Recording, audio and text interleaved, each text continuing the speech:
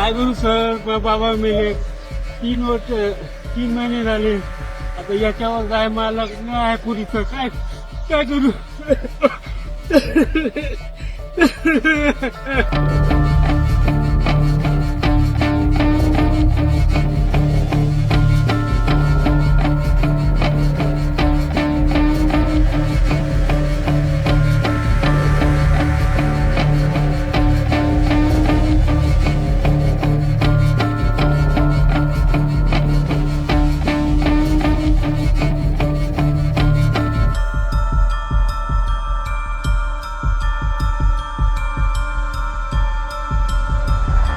मला घर पाहिजे, पहिलं मला घर पाहिजे, माझं नुकसान भरपाई पाहिजे. माझे जनावर मी एक रक्ताच्या पैशाने कष्टाने घेतलेले जनावर राहते. मी सकाळी सोडून काढल्यात पाण्याच्या बाहेर.